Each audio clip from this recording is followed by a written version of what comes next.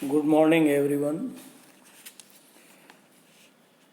अपन चर्चा कर रहे हैं पार्षद अंतर्नियम की। इसमें आपने अब तक इसका अर्थ, परिभाषा, इसके प्रावधान, relation between memorandum and articles, distinction between memorandum or articles, effect of memorandum and articles, ये सारी चीज़ें, इसके साथ ही आपने अंतर्नियमों में परिवर्तन के बारे में अल्ट्रेशन ऑफ आर्टिकल्स, ये अब तक अपन इस पर चर्चा कर चुके हैं। इसका प्रोसेस ऑफ अल्टरनेशन, इसके बारे में भी अपन ने चर्चा कर ली है। आज अपन लेंगे, एक प्रश्न कई बार आता है, रचनात्मक सूचना का सिद्धांत, डॉक्ट्राइन ऑफ कंस्ट्रक्टिव नोटिस, ये क्या होता है, इसके बारे में आज चर्चा करेंगे। कंपनी के पंजीयन के समय ही कंपनी के सीमा नियम एवं अंतर नियमों का भी पंजीयन हो जाता है। ऐसे में ये प्रलेख ऐसे सार्वजनिक प्रलेख यानी पब्लिक डॉक्यूमेंट्स माने जाते हैं जिनको कोई भी व्यक्ति देख, पढ़, सुन तथा समझ सकता है। रचनात्मक सूचना का जो सिद्धांत है वो इसी मान्यता पर आधारित है। यानी जब कभी भी कंपनी रजिस्ट्रेशन अपना पंजीयन करवा लेती है और वहाँ पर ये जमा करवा देती है, ये अपने पार्षद अंतर्नियम जो है ये जमा कराना होता है, उसके साथ लगता है, तो ऐसे में ये माना जाता है कि आपने ये सार्वजनिक कर दिया और इसको अब कोई भी पढ़, सुन, देख सकता है। तो रचनात्मक सूचना का सिद्धांत ये मानता है कि कंपनी से व्यवहार करने वाले प्रत्येक व्यक्ति को सीमा नियम एवं अंतर्नियम के बारे में पर्याप्त जानकारी है तथा उन्होंने इनको पढ़, सुन तथा समझकर ही कंपनी के साथ अनुबंध किया है, चाहे उन्होंने इन प्रलेखों को कभी देखा, पढ़ा या सुना तथा समझा ही न हो। रचनात्मक सूचना का सिद्धांत कई वर्षों पूर्व ही मान्यता प्राप्त कर चुका था। ईयर 1875 में भी न्यायाधीश हैदर अली ने इस सिद्धांत को एक विवाद के निर्णय में स्वीकार करते हुए लिखा। उन्होंने कहा कि बाह्य व्यक्ति इन प्रलेखों यानी सीमा नियम और अंतर्नियम को पढ़े अथवा नहीं, धारणा यही रहती है कि उसने इन्हें पढ़ लिया है। प्रत्येक कंपनी के अपने सीमा नियम तथा अंतर्नियम होते हैं। कंपनी से व्यवहार करने वाला प्रत्येक व्यक्ति इन्हें देख तथा समझ सकता है, अतः यह धारणा ठीक है कि उसे इन प्रलेखों की जानकारी है। कंपनी विधि विशेषज्ञ तथा न्यायाधीश पॉमर ने भी लिखा है कि कंपनी के सीमा नियम तथा अंतर्नियम सार्वजनिक प्रलेख है, अतः यह एक सर्वमान्य तथ्य है कि किसी सम्मिलित कंपनी से व्यवहार करने वाले अंशधारियों तथा अन्य बाह्य व्यक्तियों को इन प्रलेखों की समुचित जानकारी है। भारतीय न्यायालयों ने भी इस सिद्धांत को स्वीकार किया है। इसका एक एग्जाम्पल है मद्रास उच्च न्यायालय का कोटला वेंकट स्वामी वर्सेस राममूर्ति के मामले में 1934 का ये मामला है और महत्वपूर्ण है।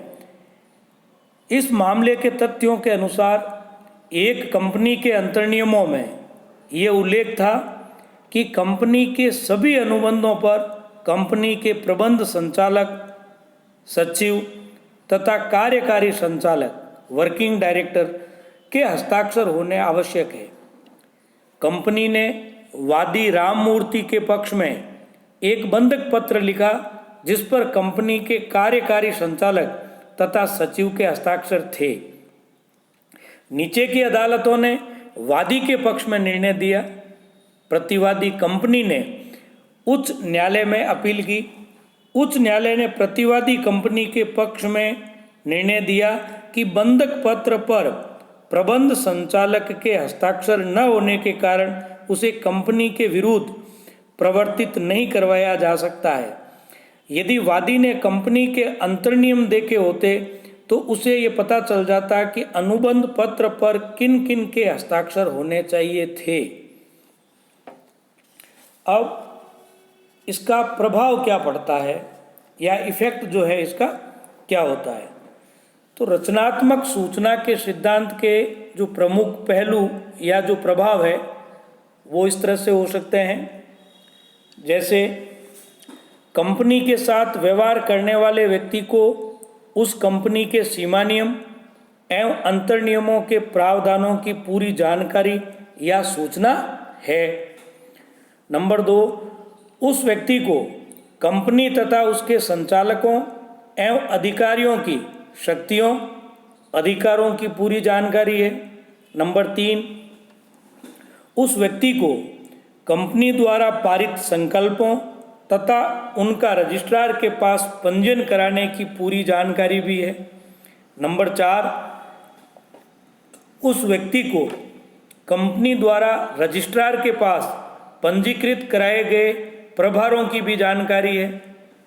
नंबर 5, उस व्यक्ति को ऐसे सभी प्रलेखों की जानकारी भी है जिन्हें इस अधिनियम के अधीन पंजीकृत करवाया जाना आवश्यक है तथा जिन्हें रजिस्ट्रार के पास पंजीकृत करवा दिया गया है।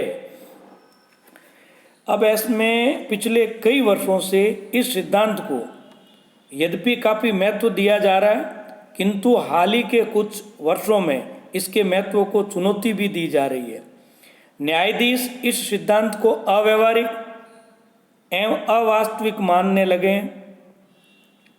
व्यवहार में इसका नकारात्मक प्रभाव होता है, इसका बाह्य पक्षकारों के हितों पर प्रतिकूल प्रभाव पड़ता है तथा कंपनी को बिना कारण के ही उनसे व्यवहार करने वाले बाह्य पक्षकारों से संरक्षण मिल जाता है।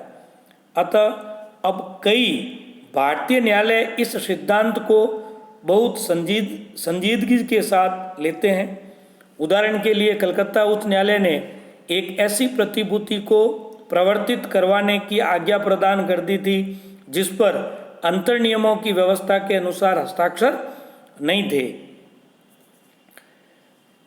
ये मामला 1929 का है। ये प्रबोध चंद्रू वर्षेद रॉड ऑयल्स इंडिया लिमिटेड का था। इस संबंध में इलाहाबाद उच्च न्यायालय ने भी ये निर्णय दिया है कि कंपनी के प्रबंधक अभिकर्ताओं ने संचालक मंडल की अनुमति के बिना बैंक से ऋण यानी ओवरड्राफ्ट लेने की भी वैध मान लिया, जबकि कंपनी के अंतर नियमों में ये लिखा था कि संचालक मंडल ऋण लेने के अधिकार के अतिरिक्त अपने सभी अधिकारों का प्रत्यायोजन कर सकते हैं। तो ये मामला Dehradun मैसूरी electric tramway company versus जगमनदार दास 1932 का है।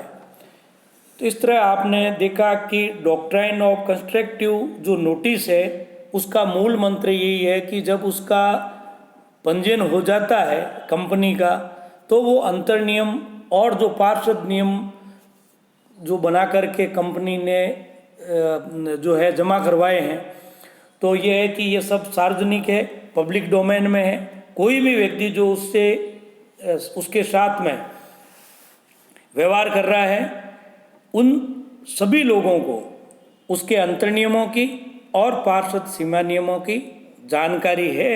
अगर कोई व्यक्ति ये कहता है कि मुझे इसकी जानकारी नहीं है तो उसके लिए कंपनी का फॉल्ट नहीं होगा, दोष नहीं होगा, क्योंकि वो कंपनी जो पंजीकृत जो कंपनी है उसके साथ व्यवहार करने वाले व्यक्ति की ड्यूटी है कि वो उसके अंतर नियम और सीमा नियम कंपनी में जो कंपनी रजिस्ट्रार है या जो कंपनी की ऑनलाइन है वहाँ पर जाकर के सारी चीज़ें वो खुद देखे, पढ़े, समझे और फिर व्यवहार करे।